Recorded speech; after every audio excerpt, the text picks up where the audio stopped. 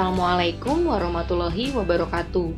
Kembali lagi di channel Ibu Guru, channel Asma Mariatul yang selalu akan menyajikan materi-materi pembelajaran kelas 5 sekolah dasar.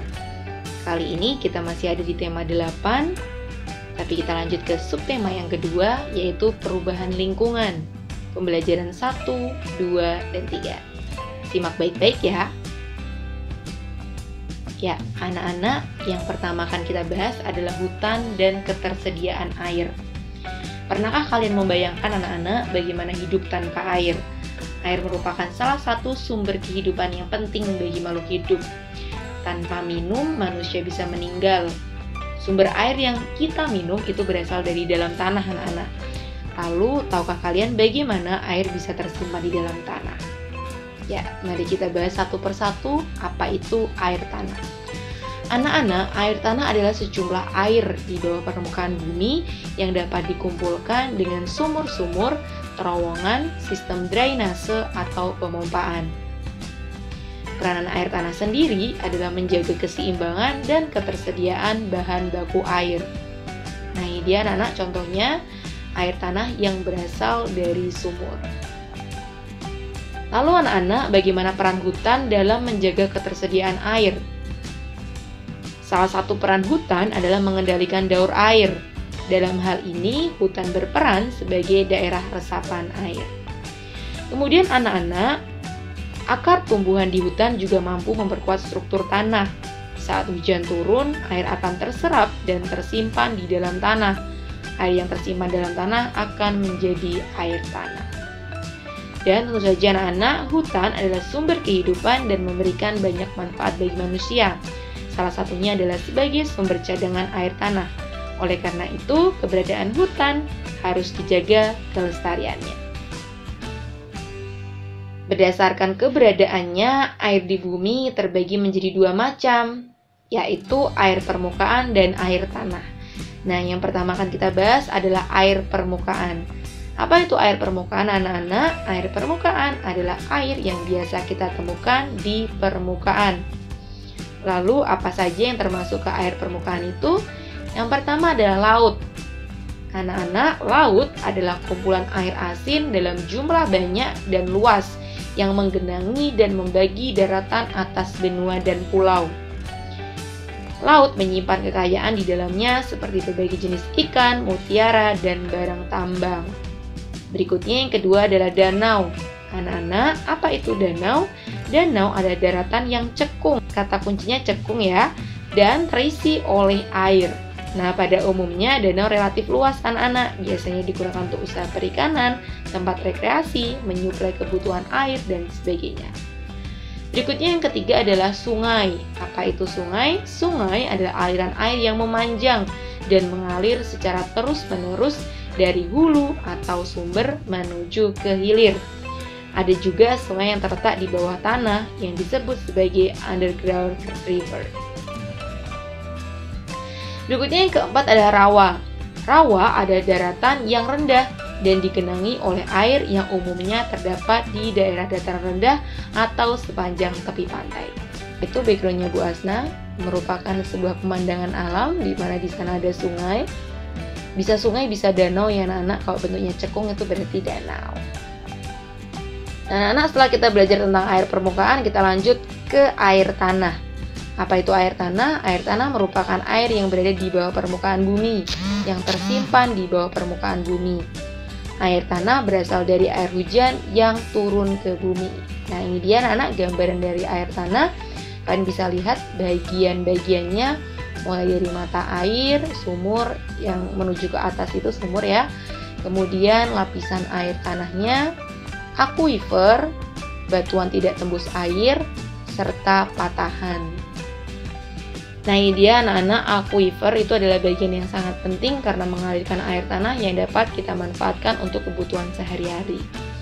Berikutnya patahan. Apa itu patahan? Patahan merupakan perubahan posisi batuan akibat tenaga dari dalam bumi. Berikutnya anak-anak, air merupakan kebutuhan yang sangat vital dalam kehidupan manusia. Oleh karena itu, ketersediaan air perlu diperhatikan. Ketersediaan air dalam tanah itu dipengaruhi oleh beberapa faktor. Ya, faktor yang pertama adalah tekstur tanah. Salah satu faktor yang mempengaruhi kemampuan air adalah tekstur tanah. Karena tanah yang bertekstur kasar mempunyai daya menahan air yang lebih kecil daripada tanah yang bertekstur halus. Berikutnya, curah hujan. Curah hujan yang banyak membuat cadangan air di tanah juga banyak. Sebagai contoh, ketika musim hujan, sumur warga banyak airnya. Ketiga, topografi. Topografi itu bentuk permukaan bumi ya anak-anak. Topografi itu mempengaruhi penyerapan air pada tanah. Pada topografi yang datar, air akan cepat teresap oleh tanah dan penyerapannya merata.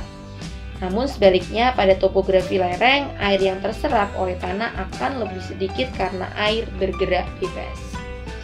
Berikutnya yang keempat adalah material batuan. Sebenarnya batuan itu tidak menyerap air ya anak-anak, tetapi lapisan tanah yang mengandung banyak batuan itu akan dapat menyimpan air tanah yang lebih lama. Terakhir, vegetasi. Vegetasi dapat berupa pepohonan atau rumput-rumputan yang berada di atas permukaan tanah. Pohon memiliki fungsi menyerap air hujan yang turun untuk kemudian disimpan di dalam tanah. Nah, berikutnya anak-anak kita masuk ke materi SBDP yang sudah kita ulangi berkali-kali ya, yaitu tentang pola lantai. Nah, di sini Bu Asna ulangi juga apa itu pola lantai.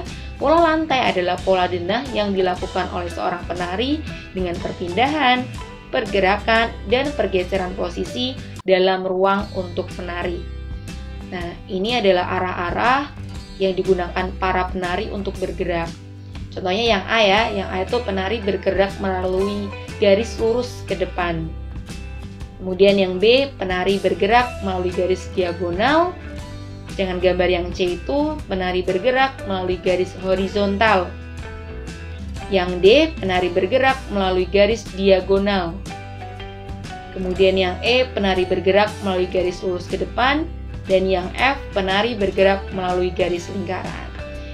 Sedangkan untuk formasi-formasinya sendiri anak-anak, untuk yang formasi A itu formasi diagonal, untuk yang B itu segi 5, yang C itu garis lurus ke depan atau biasa disebut sebagai vertikal. Kemudian yang D itu formasi zigzag, yang E itu formasi lingkaran, dan yang F itu juga merupakan formasi garis diagonal. Nah, berikutnya cara melestarikan sumber air bersih. Berikut beberapa hal yang harus dilakukan agar sumber air seperti sungai, mata air, sumur alam, dan danau dapat terjaga kelestariannya. Yang pertama adalah sumur alam. Agar sumur alam ini lestari, maka kita perlu melakukan penghijauan dan penanaman pohon, mengurangi penebangan hutan, menanam tumbuhan menyerap air, dan memberikan penyuluhan tentang pentingnya sumur alam. Berikutnya mata air. Agar lestari kita perlu melakukan penghijauan dan penanaman pohon, mengurangi penebangan hutan, menanam tumbuhan menyerap air, membersihkan sampah di daerah sumber air, serta memberikan penyuluhan tentang pentingnya mata air. Dan agar sungai lestari, kita perlu tentu saja melestarikan hutan, utamanya di hulu sungai. Kemudian tidak buang air di sungai, tidak membuang sampah di sungai, dan tidak membuang limbah rumah tangga dan industri ke sungai. Nah, ini anak-anak, ini adalah contoh dari salah satu sumber mata air yang ada di negeri kita. Nah, selanjutnya kita akan membahas materi IPS anak-anak tentang jenis usaha ekonomi yang dikelola sendiri. Terdapat berbagai jenis usaha yang ada di sekitar kita. Ada yang berbentuk usaha sendiri atau perseorangan, ada juga yang dikelola secara berkelompok. Anak-anak, ciri dari usaha perseorangan adalah memiliki modal terbatas dan biasanya dikelola secara sederhana. Apa saja jenis usaha ekonomi yang dikelola sendiri itu? Yang pertama adalah pertanian. Usaha pertanian banyak terdapat di daerah pedesaan dan pegunungan. Orang yang bekerja dalam bidang pertanian disebut petani. Hasil usahanya sendiri itu adalah tanaman pangan seperti padi, jagung, kacang, kedelai, dan lain sebagainya. Berikutnya perdagangan. Perdagangan merupakan kegiatan usaha yang menyalurkan barang hasil produksi dari produsen ke konsumen. Contohnya adalah pedagang asongan, pedagang keliling, pedagang kaki lima, pedagang pasar, dan lain sebagainya. Kemudian yang ketiga adalah jasa. Jasa adalah kegiatan usaha dalam bentuk pelayanan terhadap konsumen.